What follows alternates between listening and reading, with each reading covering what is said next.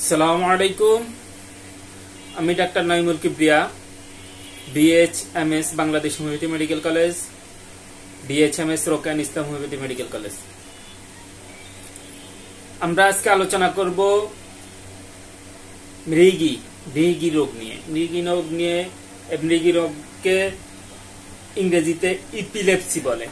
Epilepsy বা এই মৃগী রোগকে অনেকে খিচুনি বলে, খিচুনিও বলা যায়। আবার অনেকে এটারে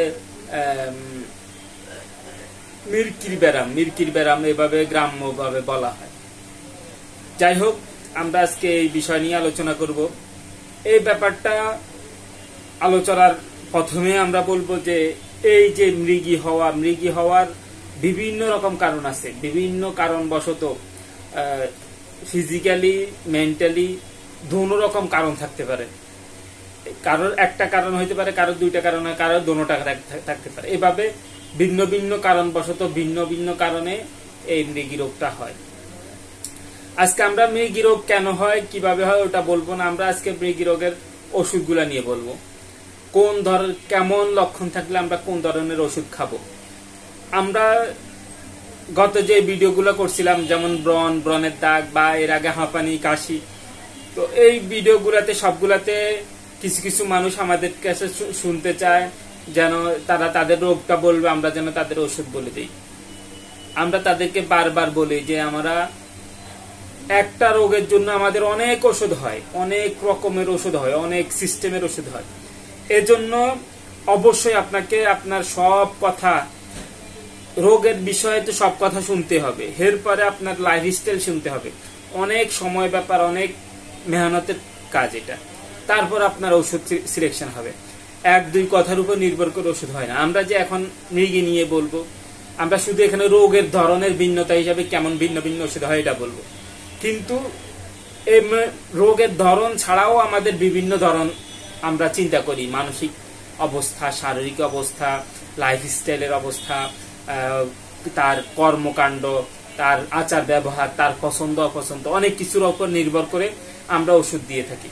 এই জন্য কেউ নিজে নিজে ওষুধ প্রয়োগ করবেন না বা আমাদের থেকে এক কথায় জানতে চাবেন না। অবশ্যই আমাদের কাছে চেম্বারে আসতে হবে, নির্দিষ্ট সময় নিয়ে সব কথা শুনে বলে তারপর ওষুধ নেওয়া যাবে। আর আমাদের ভিজিট একটু বেশি, যারা সম্ভব হয় আমার কাছে আসবেন না, তো বা আপনাদের পরিচিত ভালো ডাক্তার দেখায় ওষুধ খাবেন ইনশাল্লাহ। তো কথা আমরা ইন্ট্রোডাকশনে অনেক সময় চলে গেছে। আমরা প্রথমে যে ব্যাপারটা বলবো সেটা হচ্ছে এই মৃগী রোগটা যদি কারোর এমন হয় যে মৃগী রোগ হয়েছে, মৃগী রোগটা চর্মরোগ চাপা পড়ে যদি কারোর মৃগী রোগ হয়, এই ব্যাপারে আমরা বলবো যে আমরা দেখি অনেক সময় অধিকাংশ রোগগুলো আমাদের কাছে আসে যে চর্মরোগ চাপা দিয়ে আসছে। এক সময় চর্মরোগ ছিল, এখন চর্মরোগ কেমনে ভালো হয়েছে, ক্রিম মলম বিভিন্ন ভাবে ইনজেকশন নিয়ে কোন রকম ভালো হয়েছে, এরপর থেকে মৃগী রোগ। যদি কারো চর্মরোগ চাপা পড়ে মৃগী রোগ হয়, তখন তাদের জন্য আমরা অ্যাগারিকাস মস্কাস মেডিসিনটার কথা চিন্তা করি। অ্যাগারিকাস মস্কাস মেডিসিন চর্মরোগ চাপা দিয়ে মৃগী রোগে, চর্মরোগ চাপা দেওয়ার কারণে মৃগী রোগ হলে অ্যাগারিকাস মস্কাস। এরপরে যদি কারোর এমন হয় যে ভয় পাওয়ার কারণে, ভয় পাইছে কোনো কারণবশত, ভয় পাওয়ার পর থেকে তার এই মৃগী রোগের সমস্যা শুরু হয়েছে। ভয় পেয়ে সে একটু অচেতন হয়ে যায়, একটু অজ্ঞান হয়ে তার মৃগী বা খিচুনি শুরু হয়। এই খিচুনি যখন ভয় পেয়ে শুরু হয়, তখন আমরা এদের জন্য অ্যাগারিকাস মস্কাসের কথা চিন্তা করব। অ্যাগারিকাস মস্কাস কিন্তু আমরা চর্মরোগ চাপা দেওয়ার কারণেও আমরা প্রয়োগ করি। এরপরে আমরা বলবো অনেক সময় যৌবনের প্রাপ্তবয়স্ক অবস্থায় ছেলেদের ক্ষেত্রে ব্যাপারটা বেশি হয়, মেয়েদের ক্ষেত্রে কম হয়। কিন্তু কম হইলেও কম না, ছেলে মেয়ে উভয়ের মধ্যে দেখা যায় যে হস্তমৈথুন জনিত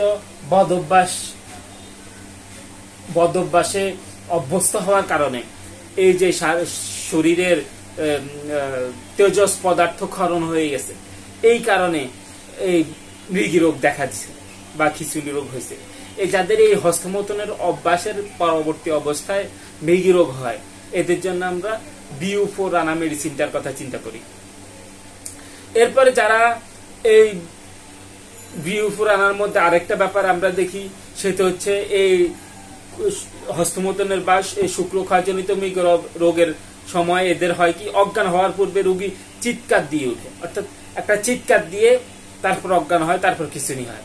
যদি এই চিৎকার দিয়ে ওঠে তখন আমরা চিন্তা করব যে এটা বিউফোর আনা হইতে পারে, কারণ বিউফোর আনার মধ্যে এই ব্যাপারটাও আছে, এই হস্তমৈথুনের ব্যাপারটাও আছে, আবার অজ্ঞান চিৎকার দিয়ে অজ্ঞান হয়ে মৃগী রোগ হওয়াটার ব্যাপারটাও আছে, দুটাই আমরা চিন্তা করব। এরপরে আমরা বলবো যদি হস্তমৈথুনের অভ্যাস আছে কিন্তু সে শুধু রাতের বেলা তার মৃগী আক্রমণ করে, মৃগী আক্রমণ যদি রাতের বেলায় শুধু আক্রমণ করে এবং এই রোগীটা হস্তমৈথুনের অভ্যাসে অভ্যস্ত থাকে, এই দুইটা ব্যাপার যদি একসাথে থাকে তখন আমরা এদের জন্য ল্যাকিসিসের কথা চিন্তা করব, ল্যাকিসিস।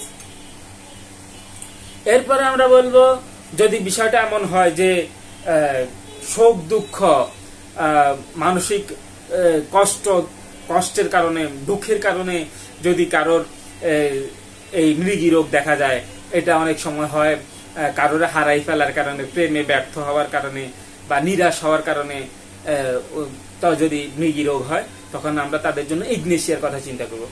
আমাদের ভিডিও যথেষ্ট বড় হয়েছে, আমরা পরবর্তী ভিডিওতে বাকি বিষয় নিয়ে আলোচনা করব। আজকের মতো আমরা এখানে বিদায় নিচ্ছি। আসসালামু আলাইকুম ওয়া রাহমাতুল্লাহি ওয়া বারাকাতুহু।